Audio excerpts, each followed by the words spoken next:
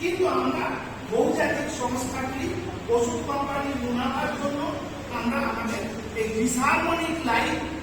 বেলা পর্যন্ত ঘুমাবো, আমার কায়িক পরিশ্রমের প্রতি অনীহা, ওভারওয়েট গেইন করব, তারপরে ফ্যাট কনজাম্পশন বেশি করব, এই করে আমাদের ওষুধের দোকানে যাওয়াটা প্রায় নিশ্চিত হয়ে যাচ্ছে। কিন্তু আয়ুর্বেদ যেখান থেকে শুরু হয়, যদি আমরা মডিফিকেশন অফ লাইফস্টাইল এবং দ্রব্য গুণগুলো দেখি, তাহলে কিন্তু আমাদের ওষুধের দোকানে যাওয়ার দরকার পড়বে না। আর যদি বা কোনো সমস্যা হয়, সেটা কিন্তু আমরা বিভিন্ন সহজলভ্য উদ্ভিদ এবং খনিজ দ্রব্য দিয়ে তার চিকিৎসা নিজেই করে নিতে পারব,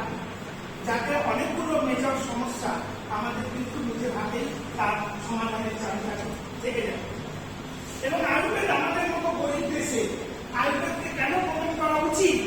তার কারণ হচ্ছে এই যে অ্যালোপ্যাথিক ওষুধগুলো, এগুলো প্রচুর দাম, আমাদের দেশের